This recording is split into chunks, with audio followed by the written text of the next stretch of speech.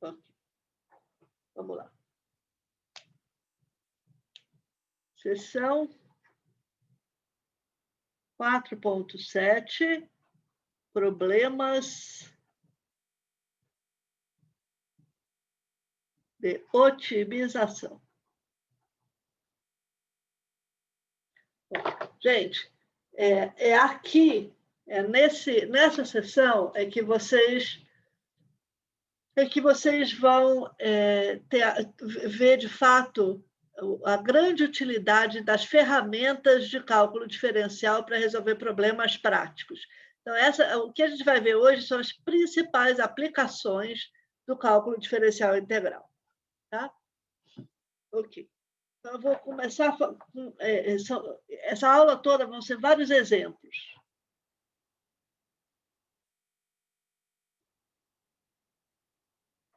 Tá? Primeiro, um fazendeiro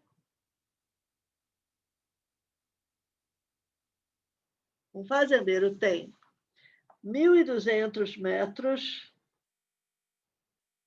de cerca. Tá? E ele quer cercar um campo retangular que fica às margens de um rio reto. Ok? Ele não precisa cercar ao longo do rio. A pergunta é: quais as dimensões do maior campo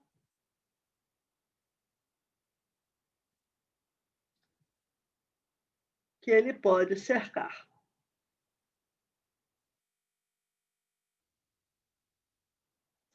Eu não escrevi a informação de que ele não precisa cercar ao longo do rio, mas se você parar para pensar um pouquinho, isso aqui é bem razoável, tá? Porque o ponto dessa cerca é impedir que alguém entre, que roubem as coisas dele, e o rio já é algum tipo de proteção para isso, né?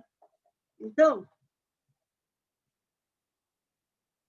a primeira coisa que a gente faz quando a gente tem um problema de otimização, que é um problema de... A gente precisa de um modelo matemático, tá, para essa situação.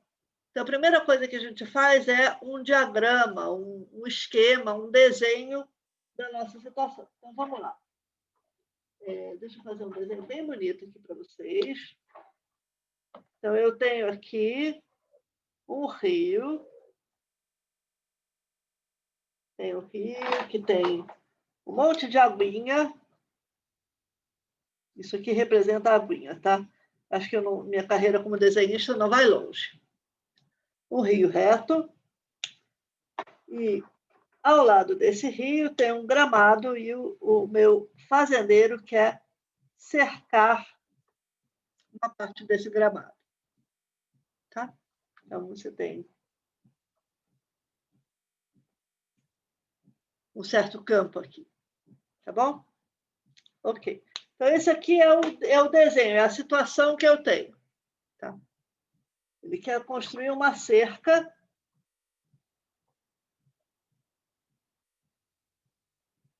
para cercar esse gramado.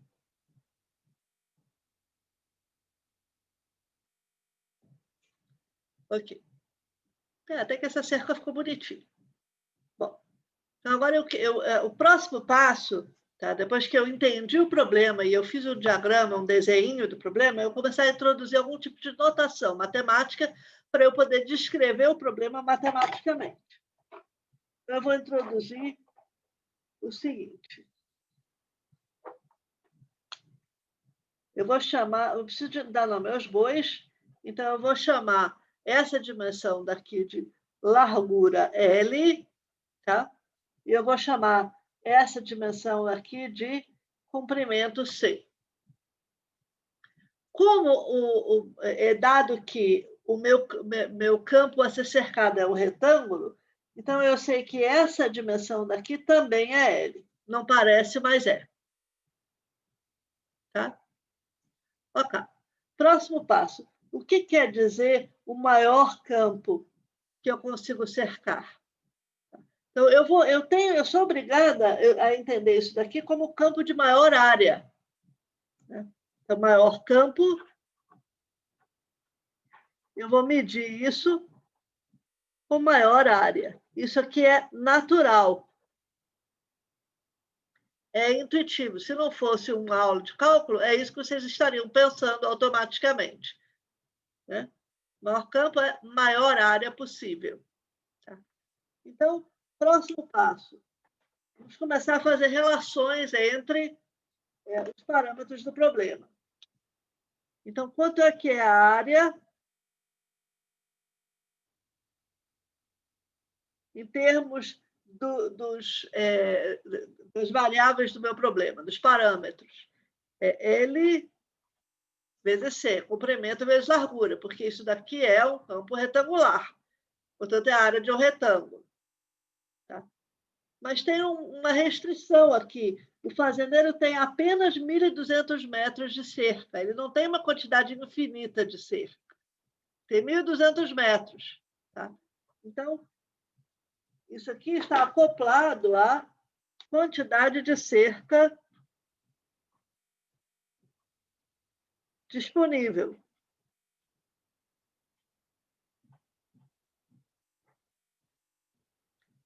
Que é o quê? Ele precisa de cerca para 3 lados, da feita que ele não precisa de cerca aqui para a margem do rio. Então, ele precisa de L metros de cerca, mais C metros de cerca e mais L metros de cerca. L mais C mais L. Tá? E a quantidade total de cerca que ele tem, que ele possui, é 1.200 metros. Certo? Ok. Então, daqui você tira agora que C é igual a 1.200 menos 2L. E isso daqui é medido em metros.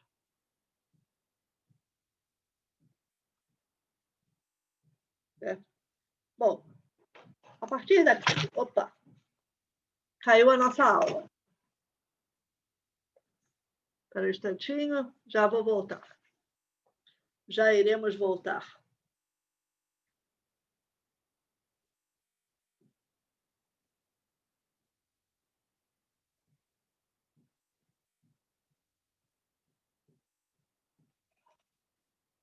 Voltamos. Desculpa, pessoal.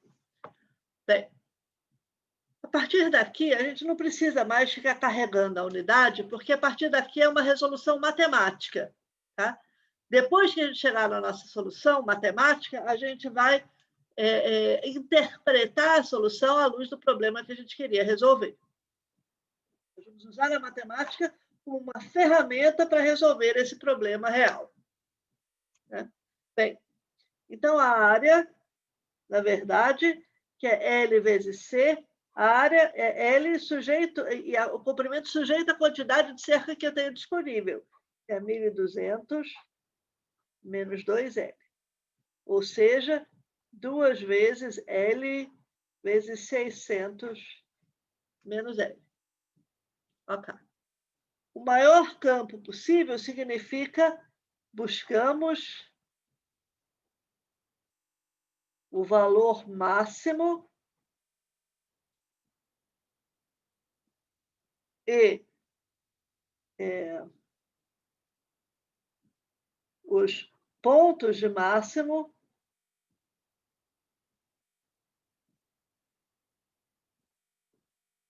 de A. Por que os pontos de máximo? Porque, na verdade, eu não estou interessada na área máxima, eu estou interessada nas dimensões do campo que levam à área máxima. Tá? Então, eu quero achar os máximos de A. Bem, esse problema, na verdade, vocês poderiam resolver até no ensino médio, porque A é um polinômio quadrático, tá? Na variável L. É 1.200L menos 2L ao quadrado. Então, vocês já sabem como é que acha o maior valor possível de um polinômio quadrático. Mas vamos usar o ferramental de cálculo só para a gente testar e ver como funciona. Cadê minha linha divisória? Aqui. Então, lembrando que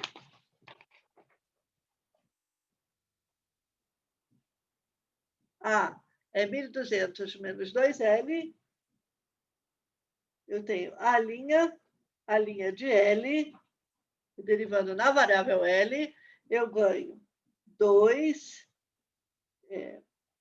vezes 600 menos L, mais 2L vezes menos 1, que é a derivada de 600 menos L. Apliquei a regra do produto aqui, não precisava, mas apliquei. Tá? Então, isso aqui deu 2 vezes 600 menos L, menos L, menos 2L. Ou seja, 4 vezes 300 menos L.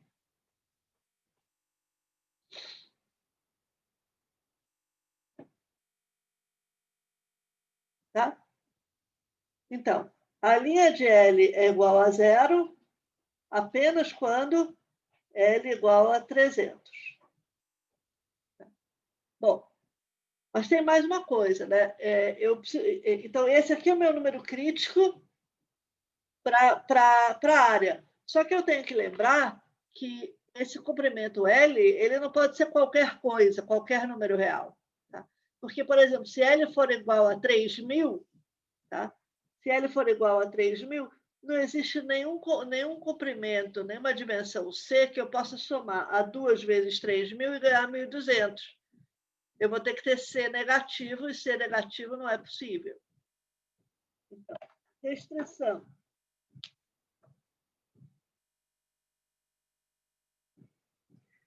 C tem que ser maior ou igual a 0 e L tem que ser maior ou igual a 0. Se C tem que ser maior ou igual a 0 e C é 1.200 menos 2L, está aqui, ó, 1.200 menos 2L, e ele tem que ser maior ou igual a 0, então isso acontece apenas quando 1.200 é maior ou igual a 2L. 1.200 tem que ser maior ou igual a 2L, ou seja, 600 tem que ser maior ou igual a L, ou seja, L é no máximo 600. E, de fato, quando L for igual a 600, C vai ser igual a 0. Então, a nossa restrição é L entre 0 e 600. Então, na verdade, o problema de otimização que eu tenho, o problema de maximização que eu tenho é maximizar esta função sujeito a L está no intervalo fechado 0,600. Se ele está no intervalo fechado 0,600, então, para testar o valor máximo e mínimo possível dentro desse intervalo, o que eu tenho que fazer? Eu tenho que testar os valores de A nos números críticos e testar os valores de A nos extremos do intervalo. Então, vamos lá. Eu tenho que calcular A. Eu preciso calcular quanto é que é A em 300, que é o meu número crítico. Tá? Depois eu tenho que calcular A nos extremos 0 e A no extremo 600. Entre esses 3 valores estarão o maior valor possível de A e o menor valor possível de A. E o que eu estou interessado é o maior valor possível de A. Então, lembrando, quanto é que vale meu A? 2L 600 menos L. Então, se eu substituo L igual a 0, eu ganho A de 0 é 0. De fato, se a largura for 0, o campo não é cercado, não tem cerca com largura, e a área é 0. Se, por outro lado, L for igual a 600, então você está falando de 600 metros aqui, 600 metros aqui, já somou 1.200 metros, não sobra nada para colocar no comprimento. Ou seja, de novo, você está com área igual a 0. E A de 300 vai ser 2 vezes 300 vezes 600 menos 300.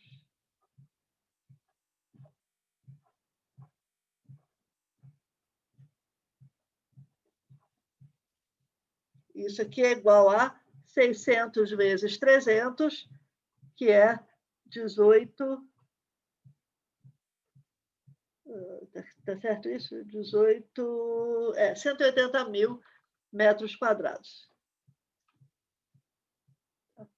Agora está na hora da gente recolocar as unidades, porque agora isso aqui voltou a ser a área de um campo, né? Então, resposta...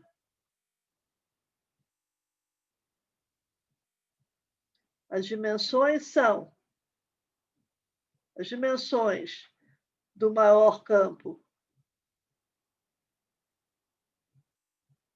possível são largura 300 metros e comprimento vai ser 1.200 menos 2 vezes 300 metros, ou seja, 1.200 menos 600 metros. O maior campo possível que você consegue cercar é quando cada uma dessas dimensões aqui é 300 metros e essa dimensão daqui é 600 metros. Quantos metros você gastou de cerca? Exatamente 1.200. Tá bom, pessoal?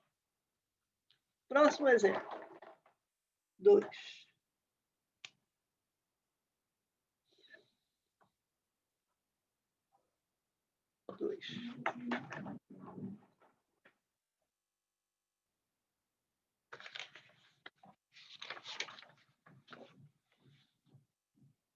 Uma lata cilíndrica.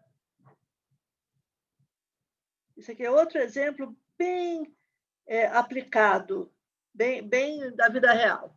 Tá? Uma lata cilíndrica é feita para receber 1 litro de óleo. Tá?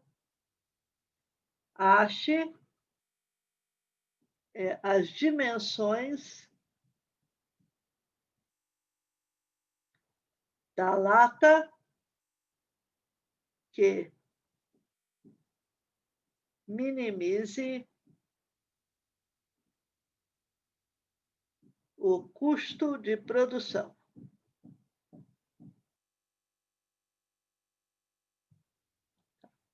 Então, veja, aqui eu não tenho claro o que é que eu estou minimizando. Que custo de produção é esse que não parece estar disponível aqui nesse enunciado, esse problema. Tá? Bom, a gente precisa entender o que é que está envolvido na produção dessa lata. Então, o custo de produção tem a ver com o que está envolvido na produção dessa lata. Então, eu vou começar fazendo um desenho. Tá? Aqui com um desenho.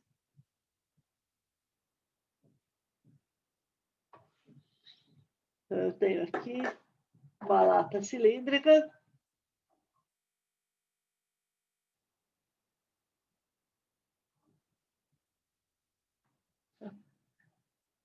De volume 1 litro de óleo. O que está envolvido em produzir essa lata? É o material que é gasto. Tá? Então, o custo de produção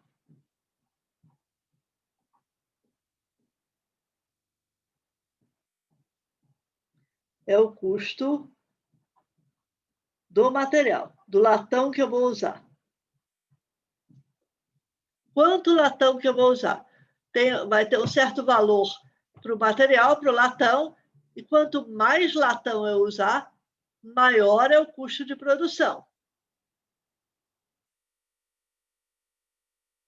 Então, isso aqui, em outras palavras, é proporcional a quanto latão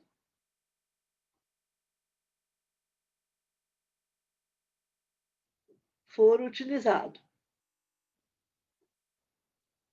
Como é que você mede esse quanto?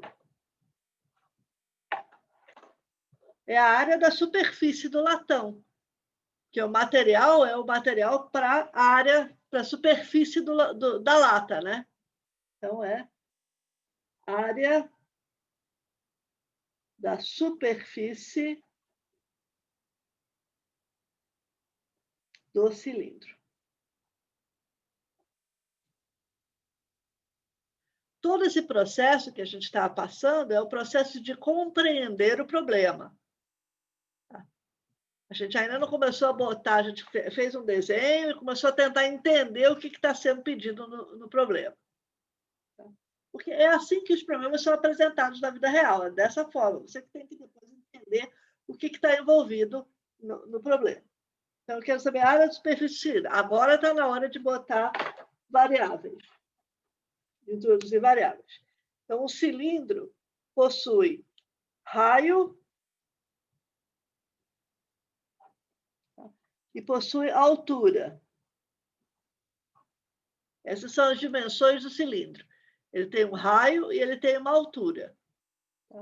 Então, qual é a área da superfície?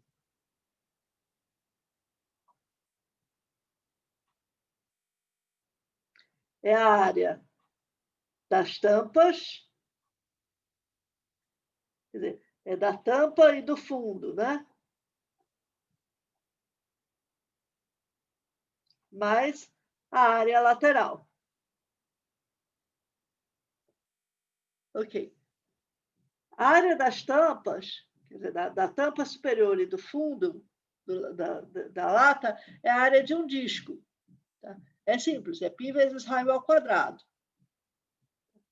Então, você tem π vezes raio ao quadrado para a tampa de cima, π vezes raio ao quadrado para o fundo.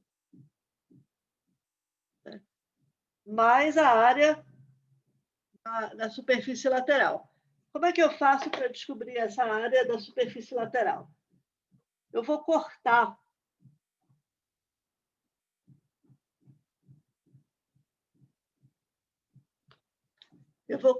o meu cilindro bem aqui ao longo da altura, né?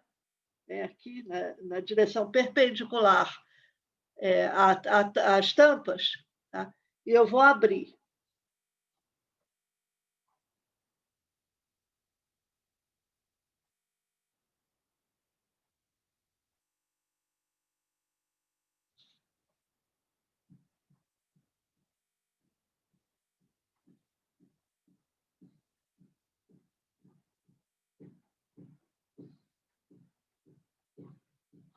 Quando eu abro ele, eu abro essa lata, né?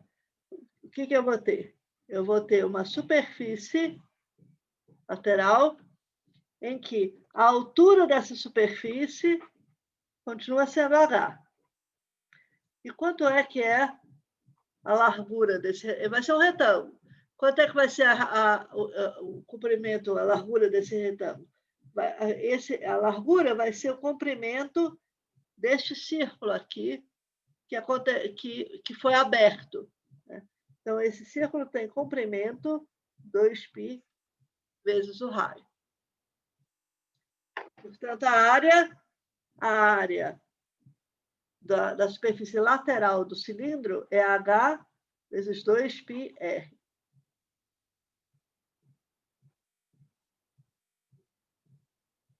Ok? E o volume? O volume é a área da base vezes a altura. Então, é πr ao quadrado vezes H. Bom, 1 litro, se a gente quiser transformar litro em centímetro, que é uma escala adequada para falar de lata de óleo, tantos centímetros de altura, tantos centímetros de raio, então, 1 litro você transforma em centímetro, escrevendo ele como 1000 centímetros ao cubo. Não é razoável falar em metros cúbicos, porque você não vai medir o tamanho de uma lata em metros, vai medir tipicamente em centímetros, não dá nem 10, em geral, nem um decímetro. Então, o volume é πr ao quadrado vezes H, que é dado e é igual a 1000. Portanto, o que você tem no final das contas é... Opa, queria essa cor aqui. Queria A igual a 2 vezes πr ao quadrado mais 2 vezes π RH, e H é igual a 1000 dividido por π R ao quadrado. Portanto, a área é 2π R ao quadrado mais 2π R vezes 1000 dividido por π R ao quadrado. Cancela o π, cancela um dos R's, tá? E você ganha 2 vezes π R ao quadrado mais 1000 dividido por R. 2 vezes 1000 dividido por R. É o que sobrou aqui. Tá? Ok. Então, esta é a função matemática que eu gostaria de maximizar. Aliás, minimizar. Eu quero achar o mínimo custo de produção, ou seja, a menor área possível, que ainda contenha 1000 litros de líquido. Então, o valor de R tem algum valor máximo e mínimo? Bom, como isso daqui são dimensões, eu quero certamente que o raio seja maior ou igual a 0. Tá? Mas pode ser qualquer coisa. Se esse aqui é um número positivo, sempre vai haver uma altura H positiva, de modo que π vezes R ao quadrado H seja igual a 1000. Então, R é maior ou igual a 0 e menor do que infinito. De fato, R não pode ser 0, porque senão você não tem esse H. Né? Então, na verdade, R é maior do que 0 e menor do que infinito. Tá? Ok. Então, nós não estamos falando de um problema de otimização, de achar valores extremos no intervalo fechado. Dessa vez, o intervalo é infinito. Tá? Então, problema matemático.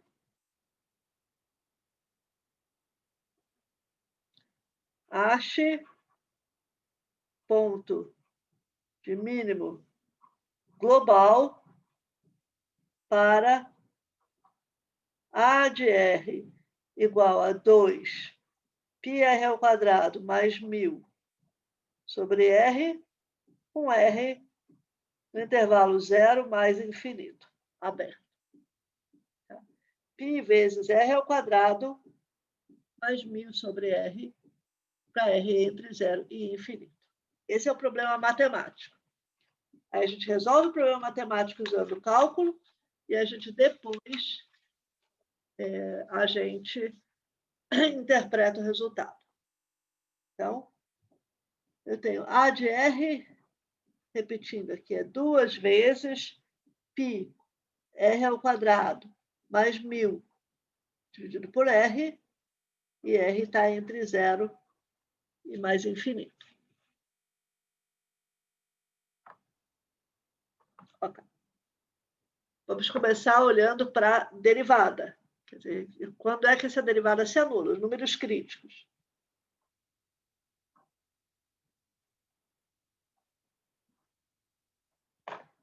Eu vou calcular a derivada. A linha de R é 2 vezes, deriva πr ao quadrado em relação a R, dá 2πr, mas a derivada de 1000 sobre R em relação a R é 1000 sobre R ao quadrado com sinal negativo. Quando é que a linha de R é 0? Primeiro, quando é que a linha de R não existe? Apenas em R igual a 0 ou R igual a infinito, que não está no meu domínio. Então, tudo bem. Então, só tem número crítico onde a derivada se anula. Então, a derivada vai se anular se somente C2πr for igual a 1000 dividido por R ao quadrado, ou seja, R ao cubo é igual a 1000 dividido por 2π. Multiplica por R ao quadrado dos dois lados, divide por 2π. Tá? Bom, só tem uma solução real dessa equação. R é a raiz cúbica de 1000, que é 10 dividido pela raiz cúbica de 2π. Ok. Então, a linha de R só tem essas duas possibilidades. Eu vou reescrever a linha de R colocando 2 sobre R ao quadrado em evidência. Se eu coloco 2 sobre R ao quadrado em evidência, o resultado é 2π vezes R ao cubo menos 1000.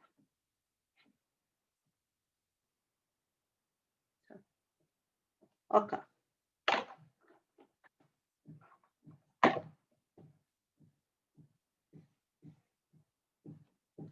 Bem, então, a gente agora vai fazer um gráfico do sinal da derivada de A'. Em algum ponto aqui, quer dizer, você tem zero, você tem mais infinito, em algum ponto aqui, esse 10 sobre raiz cúbica de 2π. Bom, 2π é um número entre 6 e 8. Tá? Então, a raiz cúbica de 2π é o quê? É um número maior do que 1, menor que 2. Entre 1 e 2. Porque 2 ao cubo já é 8. Tá? Então, esse número daqui é um número entre 1 e 8. E, portanto, esse número daqui é um número entre 10 e 10 oitavos, 5 quartos. Né?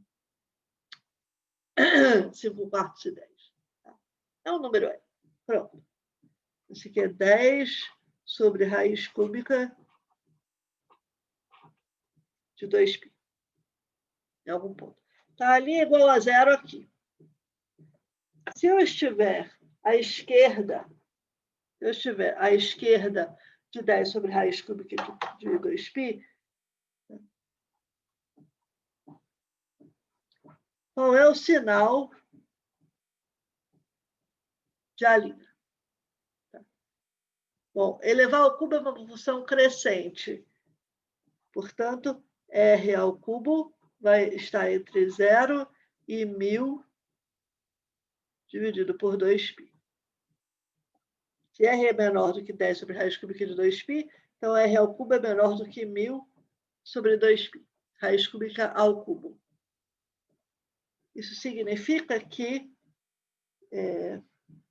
2π R ao cubo vai ser positivo e menor do que 1000. O que significa que 2π R ao cubo menos 1000 vai ser negativo.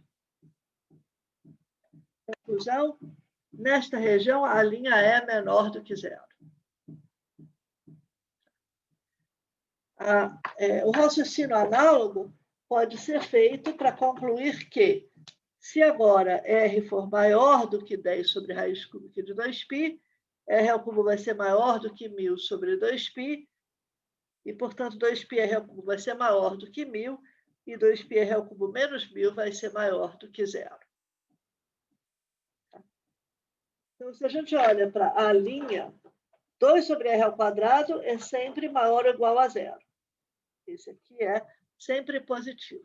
Então, o sinal de A' é determinado pelo sinal de 2π R ao cubo menos 1000, que é negativo à esquerda de 10 sobre raiz cúbica de 2π e positivo à direita. Então, a minha função A de A, ela tem 0 aqui, ela tem o 10 sobre raiz cúbica de 2π aqui, e ela faz o seguinte, ela é decrescente até chegar a 10 sobre raiz cúbica de 2π, e depois ela é crescente. E, portanto, esse daqui é um mínimo global, ou absoluto.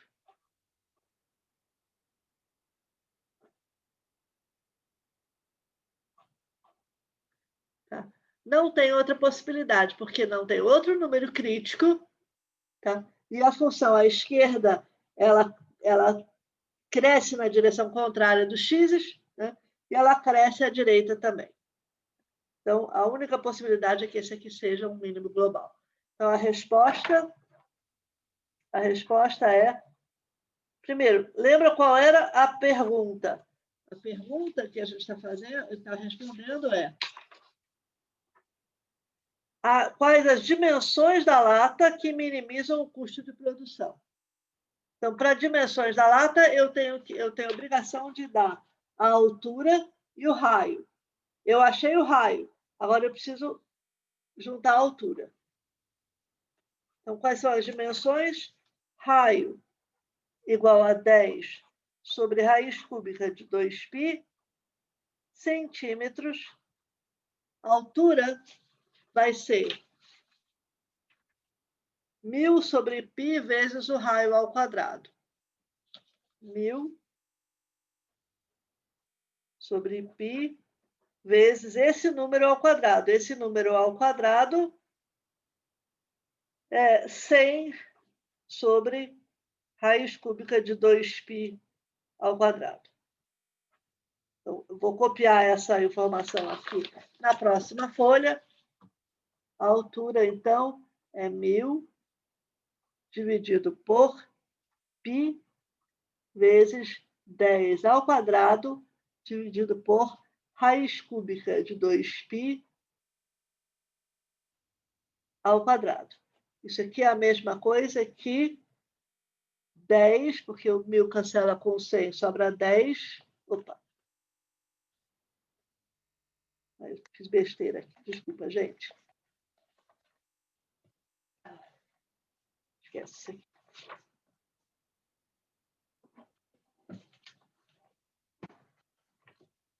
Novamente. H é igual a 1000 dividido por π vezes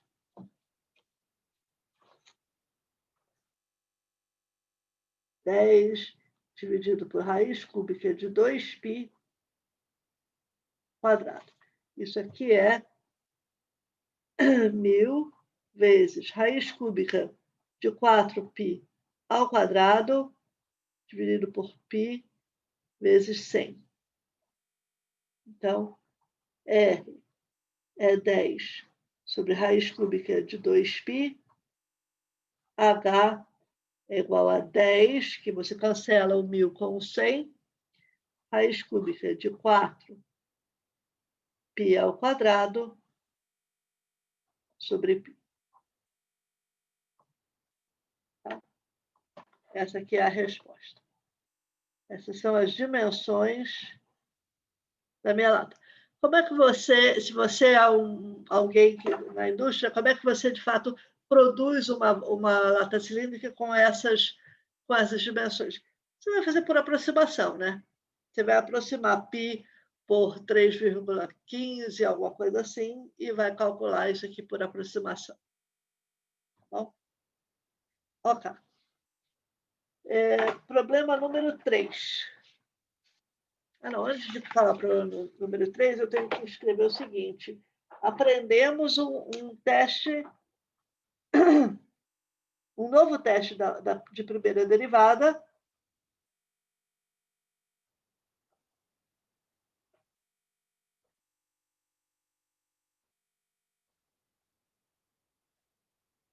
Para identificar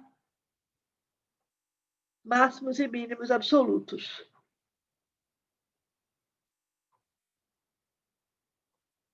Ou globais.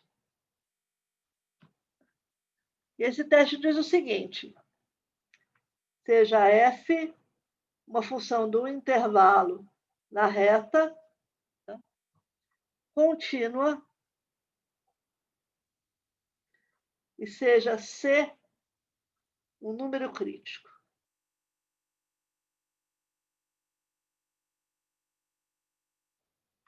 Ou seja, ou a derivada em C é zero, ou a derivada não existe em C. Tá? Então,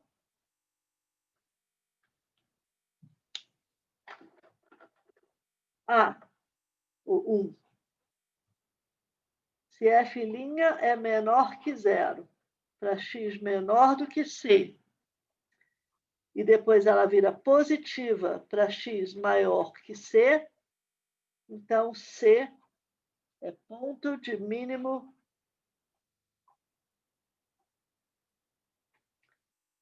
global, ou absoluto.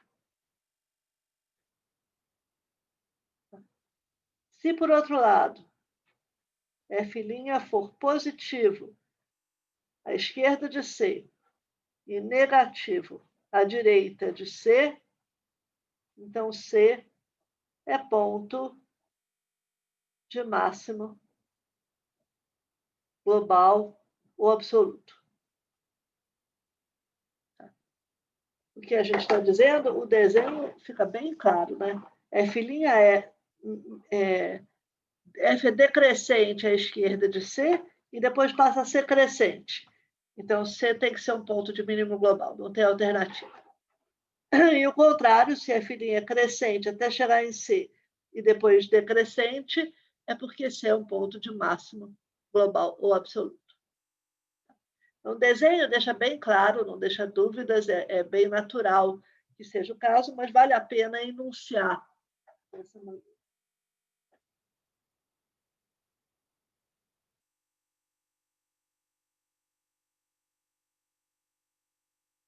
Okay.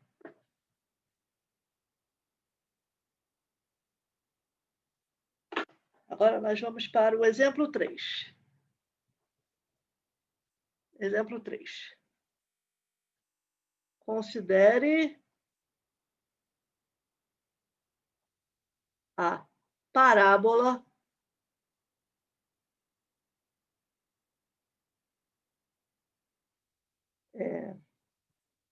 y ao quadrado igual a 2x. Pessoal, observem que isso aqui não é gráfico de função, porque você tem y é igual a mais ou menos raiz de 2x. Mais ou menos, y não pode ser mais ou menos alguma coisa para isso aqui ser gráfico de função. Então, não é gráfico de função. Para ser gráfico, para ser função, não pode ter ambiguidade. Né? Bem, então, ache o ponto nesta parábola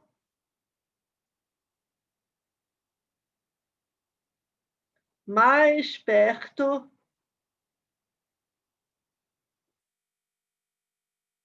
do ponto P igual a 1, 4.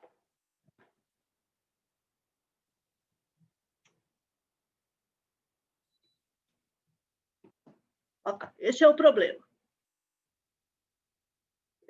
Alguém perguntou por que é global e não local, porque não tem outra possibilidade. O mínimo vai ser local se você tiver alguma outra possibilidade ou se a função puder tomar valores menores, mas não tem nenhuma possibilidade de tomar um valor menor do que esse, porque ela cresce. Se você anda na direção oposta ao eixo x, a função está crescendo. Se você anda na direção do eixo x, a função está crescendo. Então, esse aqui é o menor valor possível que ela pode atingir. Ok. Voltando aqui para a parábola y² igual a 2x. Olha só, gente. A primeira providência que eu vou tomar vai ser verificar se esse ponto P está na parábola.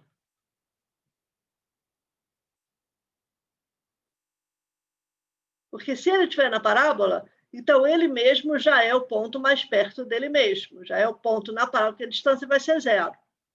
A distância entre um ponto na parábola e este ponto P vai ser 0. Ele vai estar na parábola. Então, para ele estar na parábola, eu preciso ter a coordenada y ao quadrado igual a 2 vezes a coordenada x. Tá? Bom, mas 16 não é igual a 2. Então, P não está na parábola.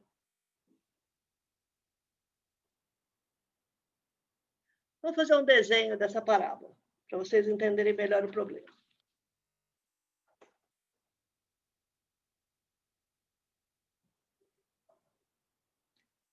Então, eu tenho aqui um sistema de eixos coordenados, x e y.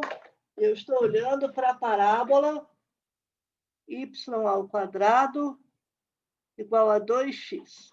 Em particular, x é maior ou igual a zero sempre, porque x é y ao quadrado sobre 2, portanto, x é maior ou igual a zero. Esta curva, ela é uma parábola assim.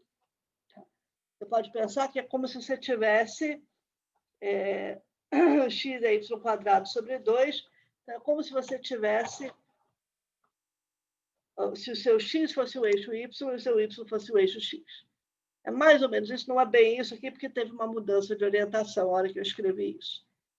Mas é basicamente isso. Ok. Então, essa daqui é a minha parábola.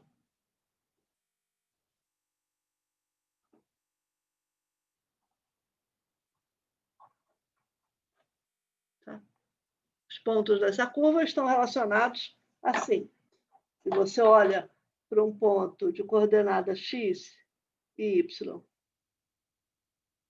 nesta parábola, então esse ponto é da forma y ao quadrado sobre 2y. O x é y ao quadrado sobre 2. Ok? Bom, onde é que está o meu ponto P? Meu ponto P é o ponto de coordenada x igual a 1, y igual a 4.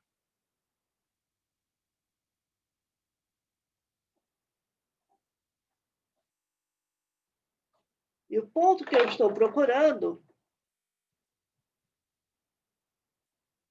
é esse aqui.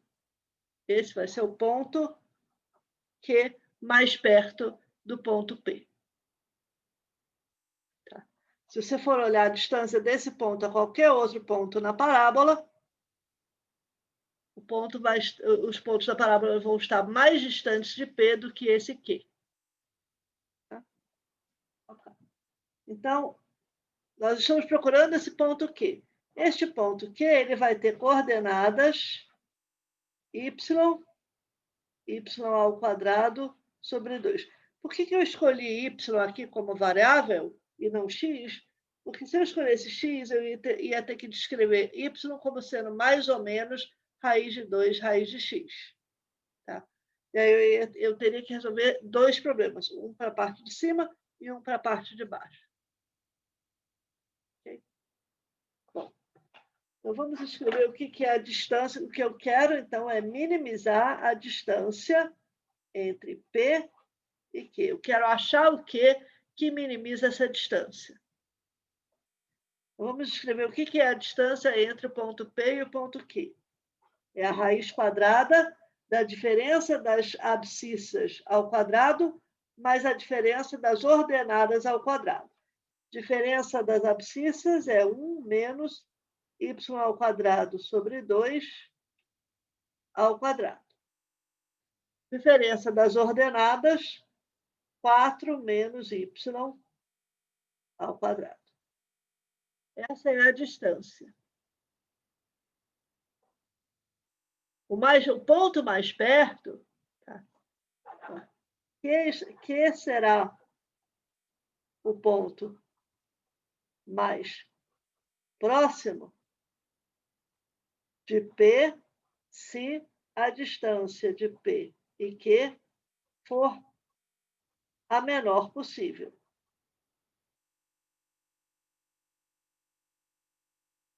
Então, isso aqui é nós entendendo o problema à luz dessa modelagem, dessas variáveis.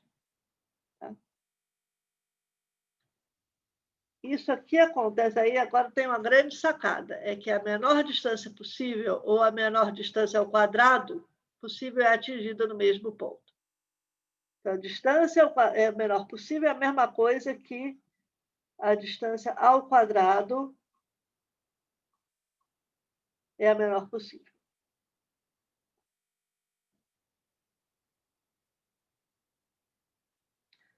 Isso aqui é uma conta simples para verificar. Se d de PQ para um certo Q é menor ou igual a todas as outras distâncias entre P's e Q's, então você eleva ao quadrado e isso aqui continua sendo menor do que do que todas as outras distâncias ao quadrado. E se a distância ao quadrado for menor do que a distância ao quadrado para qualquer outro ponto, então, extraindo a raiz quadrada dos dois lados da desigualdade, você conclui que a distância é a menor possível. Porque a distância é positiva, ou zero. Ok. Então, nós vamos minimizar, vamos buscar então, o nosso problema matemático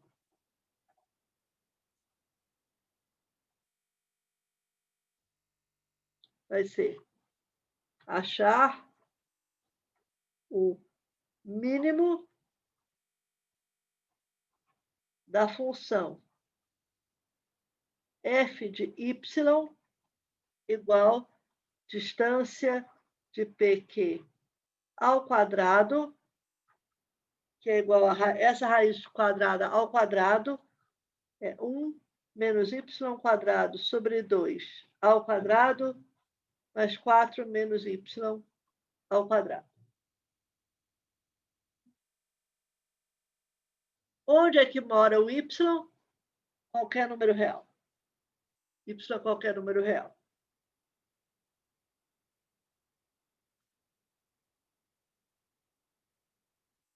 Ok? Muito bem. Então, para achar isso daqui, eu preciso calcular os números críticos. F' de y, eu preciso calcular a derivada de f de y, que dá derivada do quadrado é 2 vezes a derivada do que tem dentro,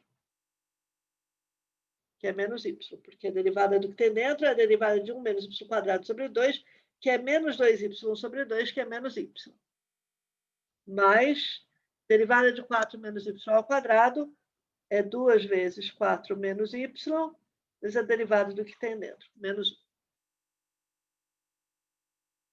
Okay? Então, f' de y é igual. Isso aqui é menos 2y vezes 1 menos y ao quadrado. Então, isso aqui dá menos 2y mais menos 2y quadrado sobre 2 vezes menos y, que é mais y ao cubo. Menos 8 mais 2y. Então, esse aqui deu menos 2 vezes 4, que é menos 8, menos 2 vezes menos y, que é mais 2y. Então, menos 2y vai embora com mais 2y, e você ficou com y ao cubo menos 8. Onde é que f' de y é igual a zero? Apenas quando y ao cubo menos 8 é igual a zero, o que acontece apenas se y é igual a 2. Certo? Porque y ao cubo igual a 8 só tem uma solução. Y ao cubo, a função y ao cubo f de y ao cubo é uma função injetiva. Então, só tem um valor em que y ao cubo é igual a 8, que é y igual a 2. Tá? Sinal da derivada. F' de y. Você tem que ela é 0 em 2. Tá? E f' de y é igual a y ao cubo menos 8. Então, se y for menor do que 2, y ao cubo vai ser menor do que 8, e, portanto, y ao cubo menos 8 vai ser negativo. Se y for maior do que 2, y ao cubo vai ser maior que 8, e, portanto, y ao cubo menos 8 vai ser positivo. Então, a minha função f, ela decresce até 2 e depois ela cresce. Então, o menor valor possível que ela atinge é em y igual a 2.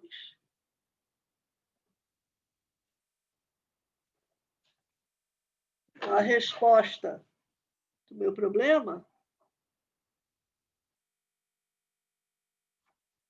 é y igual a 2, portanto, o ponto Q que está na parábola, tá? Tem coordenada y igual a 2, e o ponto x é y ao quadrado sobre 2. x é y ao quadrado sobre 2. Então, 2 ao quadrado, 4, dividido por 2, 2. Isso aqui está na parábola? Y ao quadrado é igual a 4, que é igual a 2 vezes 2.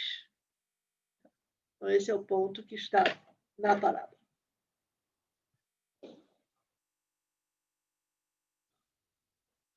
Esse aqui foi o nosso problema 3. 4.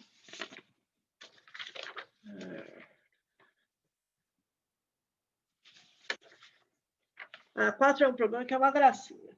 Eu gosto muito desse problema. 4. Deixa eu dividir aqui meu quadro. Problema 4.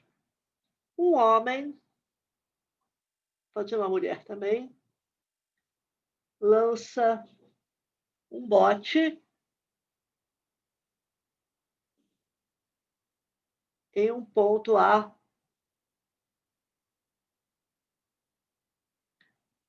de um rio reto. Todos os rios são sempre retos, né? Um rio reto. Esse rio tem largura 3 quilômetros.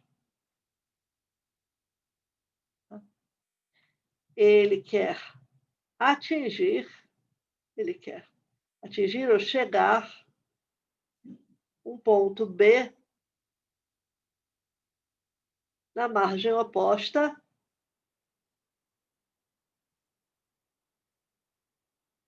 ,8 quilômetros rio abaixo.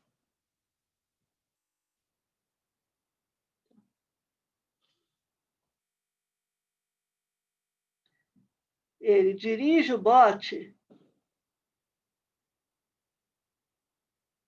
até um ponto C na margem oposta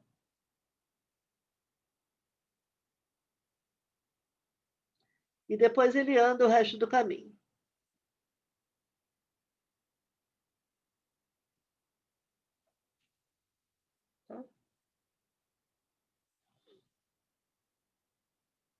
O homem ou a mulher rema, ele consegue remar a velocidade de 6 km por hora e ele anda a 8 km por hora. Onde ele deve aportar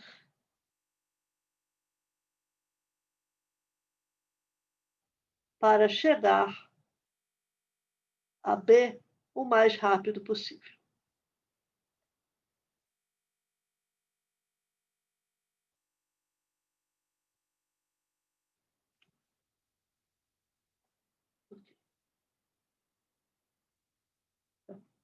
Então, a primeira coisa que a gente vai fazer é um desenho. Um desenho dessa situação. Então, eu tenho aqui o meu rio reto. Lembra que eu não sou uma boa desenhista, então isso aqui é para representar a água. A largura desse rio é dada 3 quilômetros. O homem está com um bote aqui no ponto A.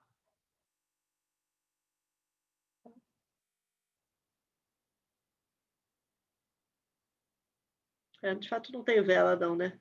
O barco, ele está remando, então não tem vela. Tá? E ele quer chegar aqui em B, 8 quilômetros rio abaixo de A. Isso significa que esta distância daqui é 8 quilômetros. Ok? Aí ele vai aportar num ponto intermediário, aqui C, do outro lado do rio. Primeiro eu vou argumentar por que ele não vai descer para além de B, tá? Passar de B, chegar em C e depois fazer o caminho de volta. Basicamente porque ele rema a uma velocidade menor do que ele anda. Ou seja, se ele fizer isso, ele vai levar muito tempo na água remando até aqui embaixo e depois ainda vai ter que voltar até B. Então, é razoável que esse ponto onde ele vai aportar é um ponto intermediário entre um ponto imaginário, que é exatamente o ponto oposto a A nessa margem, e o ponto C. Ele vai chegar nesse ponto C, que vai ser intermediário aqui. Ok. Então, nós entendemos o problema. O que ele vai fazer? Ele vai até C e depois ele vai andar até B. Tá? Bom, para calcular o tempo, o que eu quero é minimizar o tempo. O mais rápido possível significa minimizar o tempo. Então, o tempo T gasto na trajetória, ou no trajeto,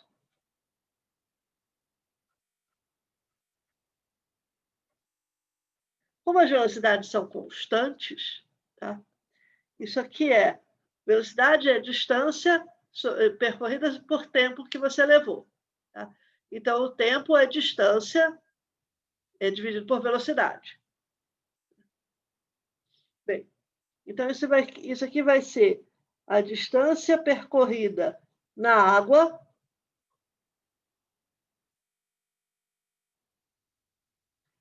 dividido pela velocidade com que ele rema, mais a distância a pé dividida pela velocidade a pé.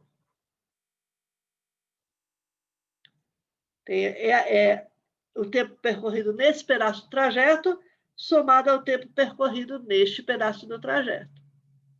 Nesse pedaço do trajeto, ele está só andando. Ele anda a velocidade de 8 km por hora. Tá? Então, é a distância a pé dividido por 8. E aqui é a distância percorrida na água dividido por 6, que é a velocidade com que ele rema. Agora, a gente precisa introduzir variáveis nessa história. Então, a variável que eu vou introduzir, eu preciso calcular qual é a distância percorrida, essa distância de A até C, e a distância de C até B. Então, eu vou chamar a distância de C até B, vamos chamar isso aqui de X. É a distância de C até B. Tá? Então, quanto é que vale a distância de A até C? Para calcular isso aqui, eu vou fazer o desenho aqui A até C separado e observar que aqui eu tenho um triângulo retângulo, então esse aqui é A, isso aqui é C, e eu sei quanto é que é esse cateto aqui. Porque se essa distância toda, se B está 8 km rio abaixo, é porque essa distância daqui é 8 menos x. Porque essa distância daqui mais o x tem que dar 8. E eu sei que a distância de A até a margem oposta do rio é 3 km.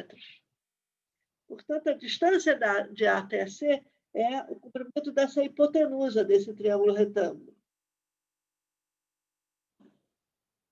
Quanto é o comprimento dessa hipotenusa? Vai ser a raiz quadrada de 3 ao quadrado mais 8 menos x ao quadrado. Então, o tempo gasto no trajeto é a distância percorrida na água, que é a raiz de 9 mais 8 menos x ao quadrado, dividido pela velocidade de remo, que é 6 km por hora, mais a distância a pé, x, dividido pela velocidade com que ele anda, que é 8. Vamos reescrever isso.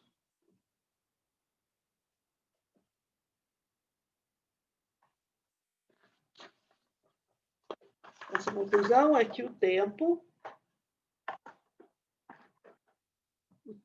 é raiz de 9 mais 8 menos x ao quadrado, dividido por 6, mais x sobre 8. A gente argumentou aqui que esse x, que é essa distância daqui, na pior das hipóteses é 8, e na 8, desculpa, não dá para ver aqui na câmera. Isso aqui, esse x, essa distância daqui, o C está entre B e esse ponto imediatamente oposto a A na margem oposta. Tá? E, portanto, x está entre 0 e 8.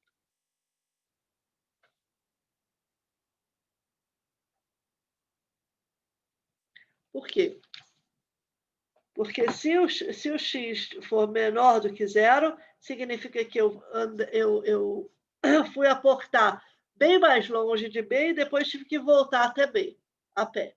Eu estou aumentando o meu trajeto, portanto, estou aumentando o tempo. E se da mesma maneira, se eu aportei, se o x for maior do que 8, é porque eu passei de B e aí eu tenho que voltar. Novamente, meu trajeto vai ser maior e, portanto, o tempo despendido vai ser maior. O x está entre 0 e 8, e agora o que eu quero é minimizar essa função t de x. Bom, agora virou um problema de cálculo, e esse a gente sabe resolver, né? Eu calculo quanto é que é t' de x, derivada de t em relação a x, derivada da raiz quadrada é 1 sobre 2 raiz quadrada,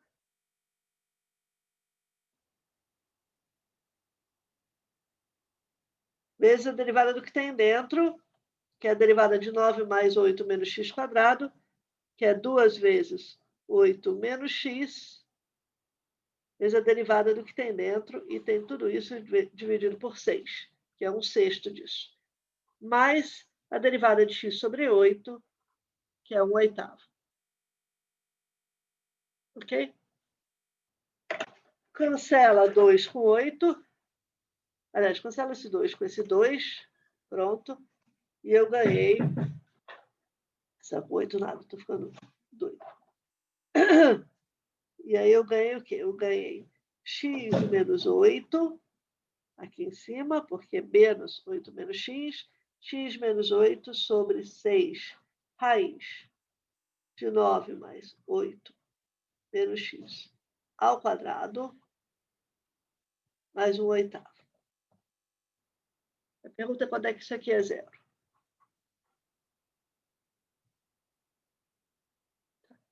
Primeiro, quando isso é 0, e segundo, quando é que isso não existe. Não tem nenhum ponto onde isso não exista, porque o meu denominador nunca se anula. Esse denominador daqui nunca é 0. Tá? Isso aqui, 8 menos x ao quadrado é maior ou igual a 0. Esse denominador é maior ou igual a 9. Tá? Então, quando é que isso aqui é 0? Isso vai ser 0 quando x menos 8 sobre 6 raiz de 9 mais 8 menos x ao quadrado for igual a menos 1/8, x menos 8 é igual a menos 6/8 menos 3/4 da raiz de 9 mais 8 menos x quadrado. O que eu tenho aqui? X menos 8 é menor que 0, né? Eu prefiro isso aqui como 8 menos x.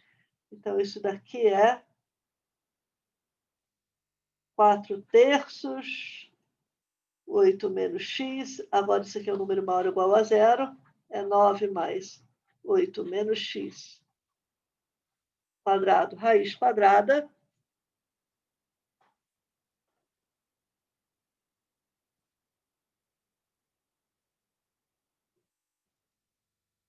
Okay? Vamos elevar ao quadrado de ambos os lados dessa igualdade, observando que 8 menos x é maior ou igual a 0. Então, não vou introduzir nada de estranho aqui. Então, eu fiquei com 16 nonos de 8 menos x quadrado igual, isso aqui é o quadrado, né?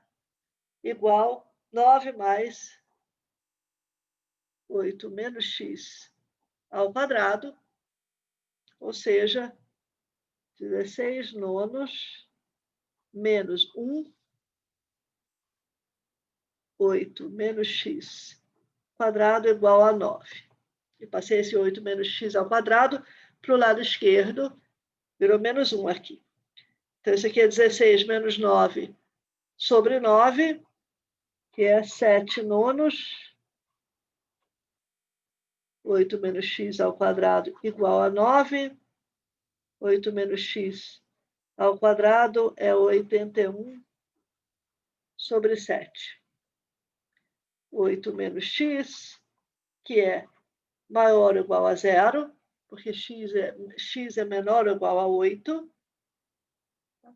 Então, 8 menos x é igual a raiz quadrada de 81 sobre 7, que é 9 sobre raiz de 7, ou 9 raiz de 7 sobre 7. X é igual a 8 menos isso daqui,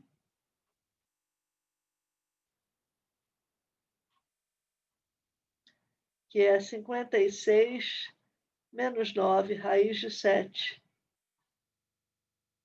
sobre 7. Ok. Isso aqui é telinha de x igual a 0. Né?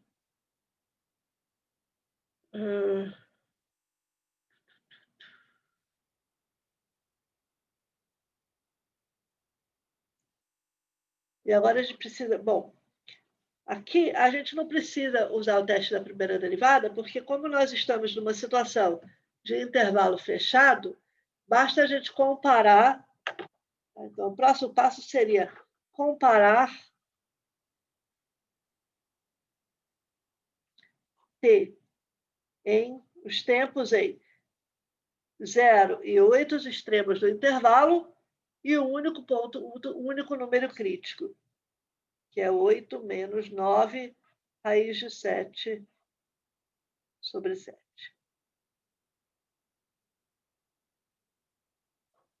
Tá? Então, façamos isso. Primeiro, eu tenho que comparar, eu tenho que descobrir quanto é que é t de 0, depois eu tenho que descobrir quanto é que é t de 8, e depois eu tenho que descobrir quanto é que é t em 8 menos 9 raiz de 7 sobre 7. Tá? Aqui a nossa cola, t de x. Se eu boto x igual a 0, esse segundo termo se anula, e eu fico com raiz de 9 mais 8 ao quadrado, 9 mais 64 sextos. Esse é o tempo que leva se x é igual a 0. X igual a 0 significa... X igual a 0 significa que eu vou direto de A até B. Eu vou direto de A até B. O outro, x igual a 8, significa que eu atravesso perpendicular à margem e depois eu caminho até B. Caminho 8 quilômetros até B.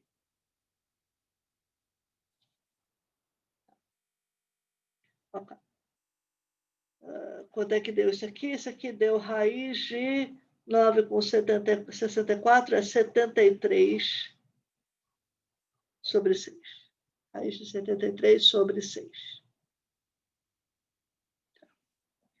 T de 8. T de 8 agora vai ser a raiz de 9 dividido por 6. Tá? Raiz de 9 é 3 sextos, mais x igual a 8 sobre 8. Mais 3 sextos é meio, então 1 meio mais 1, isso aqui é 3 meios.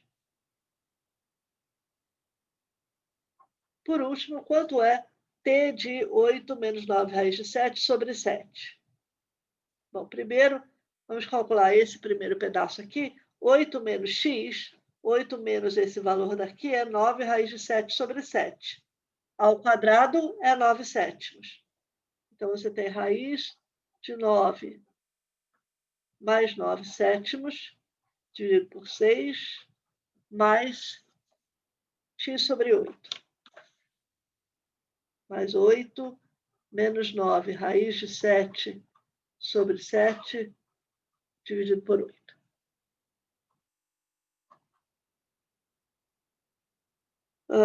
Isso aqui é 63. 63 com 9 é 72.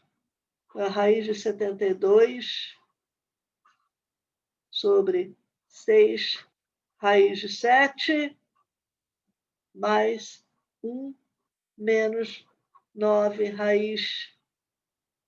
Vamos escrever assim: 9 sobre 8, raiz de 7. Ao invés de escrever raiz de 7 sobre 7, eu vou só escrever 1 sobre raiz de 7. Quanto é que deu isso daqui?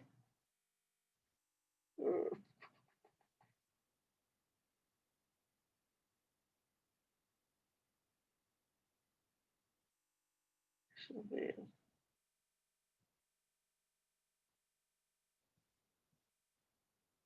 Vamos lá, vai. Isso aqui é raiz de 72 vezes 8, mais 48, raiz de 7,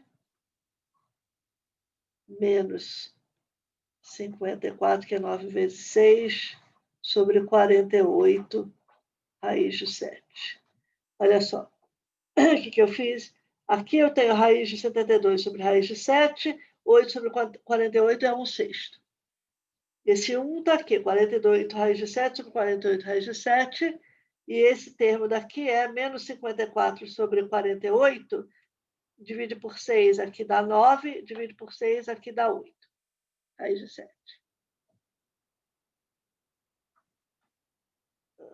Engraçado que isso aqui não está com cara certa, mas vamos lá. 48 com 8, 56. Não, o que eu estou fazendo aqui?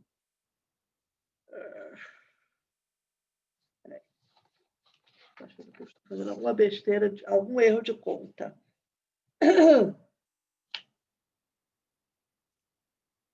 Deixa eu ver uma coisa.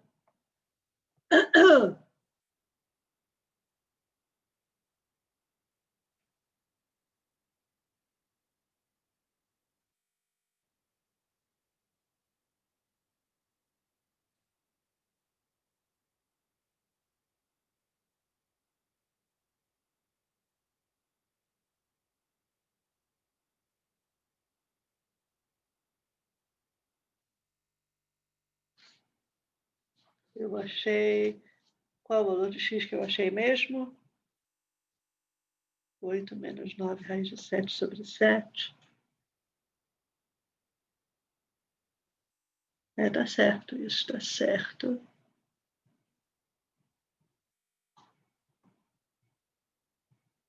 Esse aqui está errado. Esse aqui está certo, esse está errado. Como é que pode?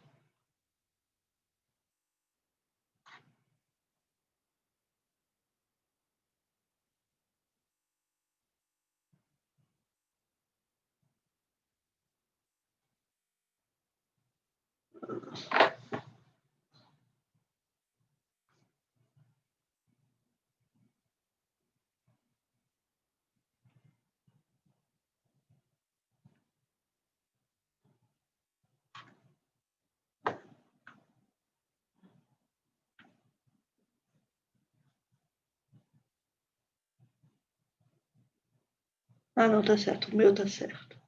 O meu está certo. Eu estou olhando esse resultado aqui no nosso livro-texto e está tudo errado. A minha versão aqui está correta. Então, vejamos. Se a minha versão está correta, tem alguma coisa que eu possa fazer aqui.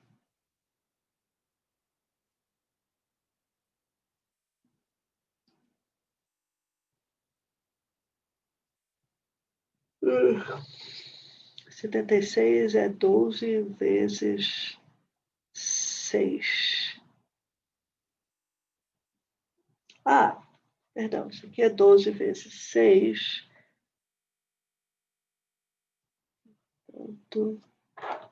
Perdão.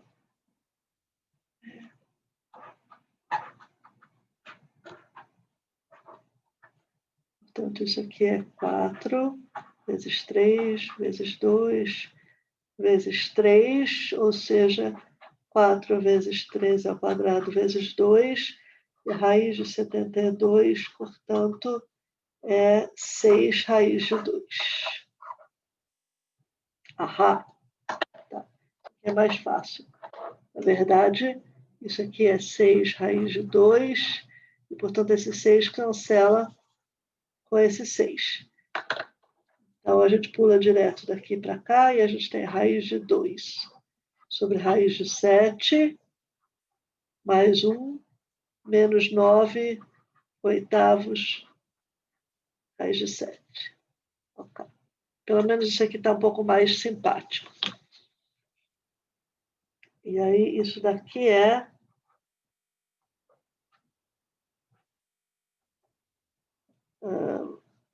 raiz de 2, raiz de 7, mais raiz de 2, menos 9 oitavos, sobre raiz de 7. Ok. Então, gente, o que tem no livro texto está tudo errado. Tá?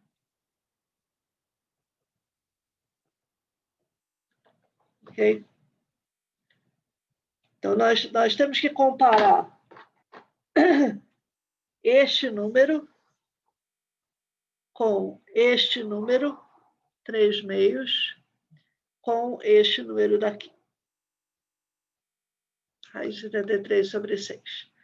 Como é que a gente faz essa comparação? Então, precisamos comparar raiz de 73 sextos com 3 meios, tá? Com raiz de 7 mais raiz de 2 menos 9 oitavos sobre raiz de 7. Tá? Okay. Vamos começar comparando esses dois aqui. A maneira como você faz para comparar é você começa a fazer manipulações, você não sabe qual é a relação, tem um ponto de interrogação aqui, tá? Mas você sabe que comparar esses dois números é a mesma coisa que comparar raiz de 3 com 18, que é 6 vezes 3 sobre 2, que é 9, tá? Ou 73 com 81. O 73 é claramente menor do que 81. Então, extraindo a raiz quadrada dos dois lados, raiz de 73 é menor do que 9. E 9 é 18 dividido por 2. Agora, você divide por 6 dos dois lados, e você tem raiz de 73 sobre 6, e 18 dividido por 6, que é 3. Tá? Então, 3 meios. Então, você concluiu essa desigualdade aqui. Esse aqui implica esse, que implica esse. Tá? Ok. Agora eu vou comparar 3 meios com esse número daqui.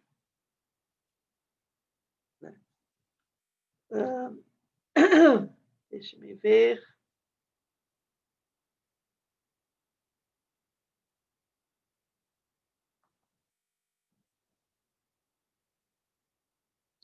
Deixa eu pensar se tem uma maneira fácil de fazer isso daqui.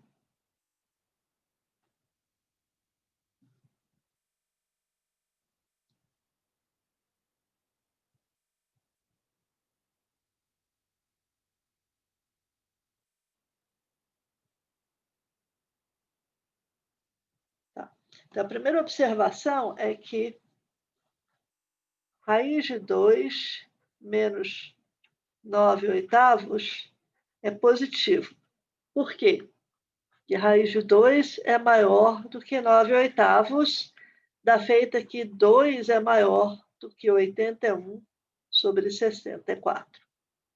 Então, 81 sobre 64 é um número menor do que 2, tá? Porque 128 é maior do que 81, e, portanto, extraindo a raiz quadrada de ambos os lados, você conclui que se está com números positivos, você pode fazer isso. Então, a raiz de 2 é maior do que 9 oitavos, o que implica que a raiz de 2 menos 9 oitavos é um número positivo. Então, esse número daqui é 1 mais raiz de 2 menos 9 oitavos dividido por raiz de 7. Tá? E 3 meios é 1 mais 1 meio. Tá? Então, a pergunta é como é que eu comparo 1 meio com essa sobra daqui? Tá? A minha pergunta importante é 1 meio e raiz de 7 menos, desculpa, raiz de 2 menos 9 oitavos dividido por raiz de 7. Como é que compara eles? Tá? Ou, se vocês quiserem, raiz de 7 sobre 2 e raiz de 2 menos 9 oitavos. E eu não vou botar nenhum sinal aqui, porque, por enquanto, eu não sei qual é a relação desses números. Tá? Bom, aí eu vou continuar aqui embaixo. Eleva ao quadrado 7 quartos desse lado, e desse lado aqui eu tenho quadrado do primeiro, mais o quadrado do segundo, menos 2 vezes o primeiro pelo segundo. Tá? Isso aqui é a mesma coisa que raiz de 2 sobre 4 vezes 9. Então, agora, isso aqui eu tenho um número negativo. Eu vou passar para o lado de lá. Eu tenho raiz de 2 vezes 9 quartos de um lado, e do outro lado eu tenho 2 mais 81 sobre 64, menos 7 sobre 4. Tá?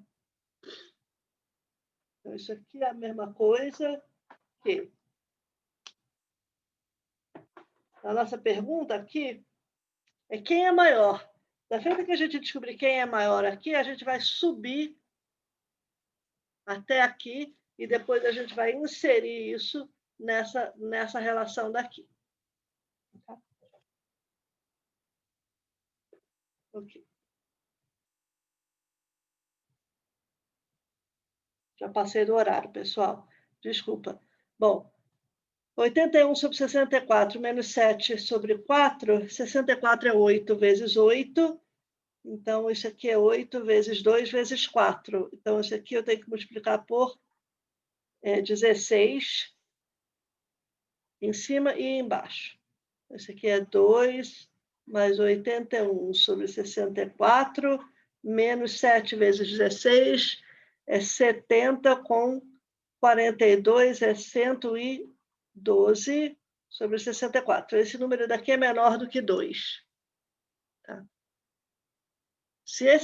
Porque isso aqui é negativo. Né? Esse número daqui é maior que 2, porque 9 quartos é maior do que 2 e raiz de 2 é maior do que 1.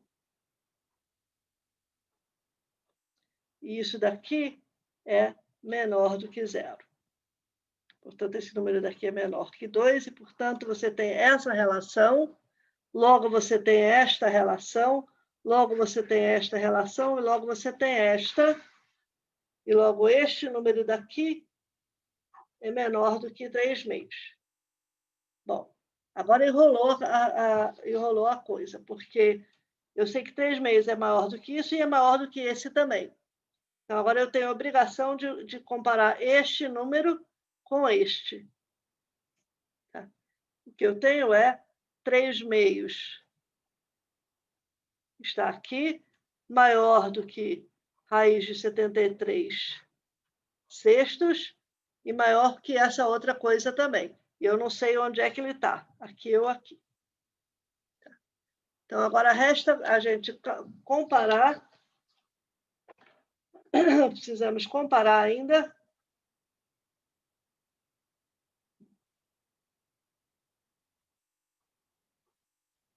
raiz de 73 sobre 6 com 1 mais raiz de 2 menos 9 oitavos dividido por raiz de 7.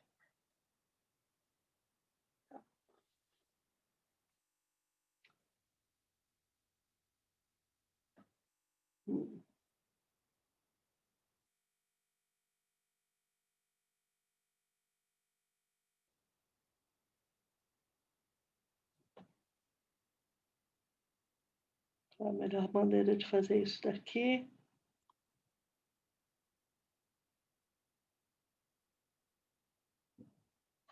Vou escrever isso aqui como raiz de 2, isso. Mais raiz de 7, menos 9 oitavos, sobre raiz de 7. E aí eu vou multiplicar raiz de 73 vezes raiz de 7 por 6, que eu quero comparar com raiz de 2 mais raiz de 7 menos 9 oitavos.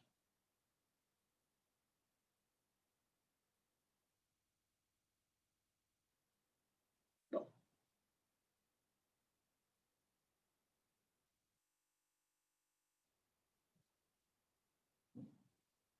Isso. Ou raiz de 7 vezes raiz de 73 sobre 6 mais 9 oitavos e raiz de 2 mais raiz de 7. Isso, exato. Eleva ao quadrado este, eleva ao quadrado este.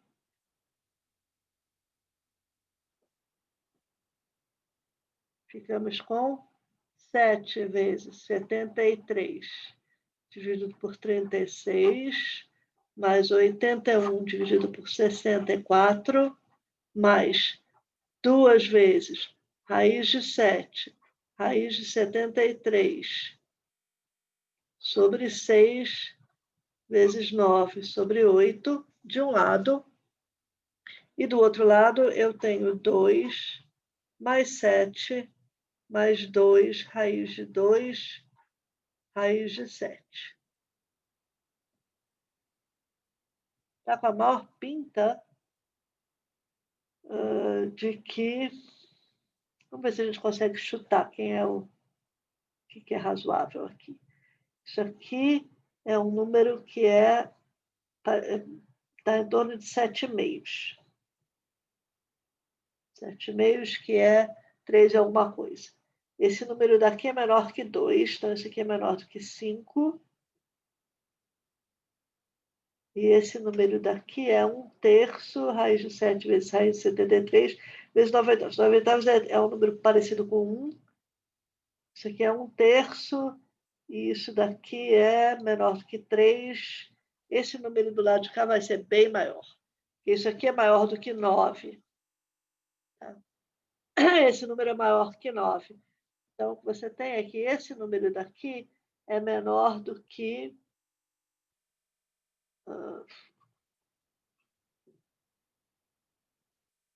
7,5.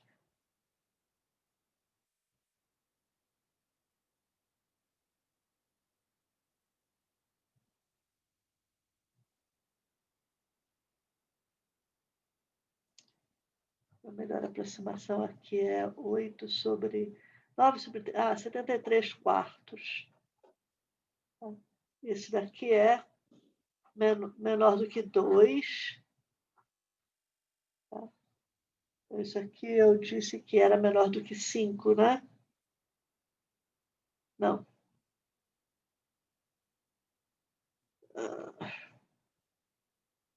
73 por 4. Não, peraí. Não, esse número daqui vai ser maior. Esse número aqui, desculpa. Isso aqui, 73 sobre 36 é maior do que 72 sobre 36, que é 2. Tá? Então, esse número aqui é maior que 14. Esse número daqui é maior do que 1. Tá? E esse número daqui é maior do que 1. 9 oitavos é maior que 1. Isso aqui é maior do que quanto que eu falei?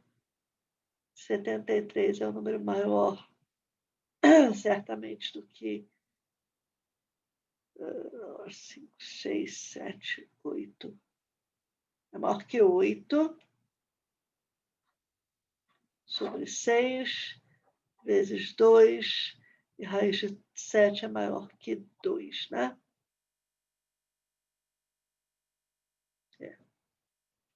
Então, isso aqui é maior do que 4 vezes 8 sextos. 8 sextos é 4 terços. 16 terços é maior do que 5. Então, todo esse número que tem do lado de cá é maior do que 20. Tá? E o que eu tenho do lado de cá é um número que é 9 mais esse produto. Esse produto é menor do que 2 vezes... Quanto que eu falei? Eu estimei raiz de 7. É um número no máximo menor que 3, né? Isso. 7 com 6 é 13. Então, esse lado de cá é menor do que 13. Portanto, você tem isso. Ok. Então, da feita que eu descobri essa desigualdade, então eu tenho essa desigualdade daqui, porque dessa linha para essa eu só fiz elevar ao quadrado. Tá? Então, se o quadrado tem essa relação, daqui, ó, se o quadrado tem essa relação, é porque você extrai a raiz quadrada com positiva, permanece a relação, e aí você rearruma a casa, passa esse 9/8 para o outro lado, você tem essa equação daqui, e você multiplica e divide aqui por 6 sobre raiz de 7, você tem essa relação. Portanto, o que a gente descobriu é que este número é menor do que raiz de 73 sobre 6. Então, o menor possível parece ser este daqui. Você tem isso aqui. 1 mais raiz de 2 menos 9/8 sobre raiz de 7. Esse número é o menor tempo.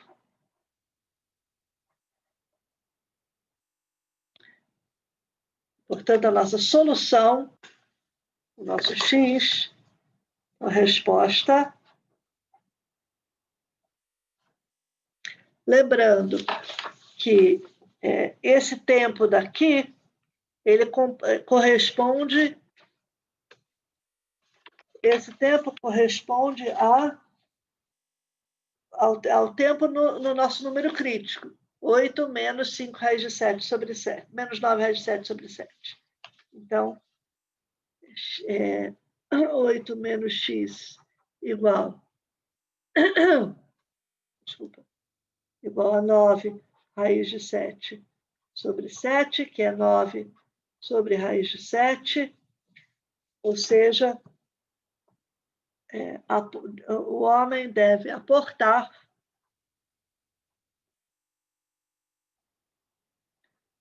temos que nos lembrar quem era o x.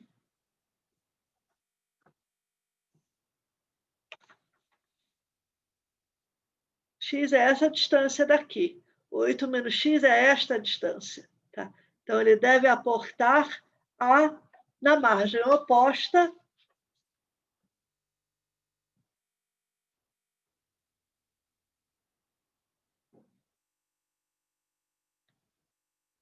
a 8 menos 9 sobre raiz de 7 quilômetros de B, tá? A 9 sobre raiz de 7 quilômetros do ponto oposto a A. Essa é a resposta.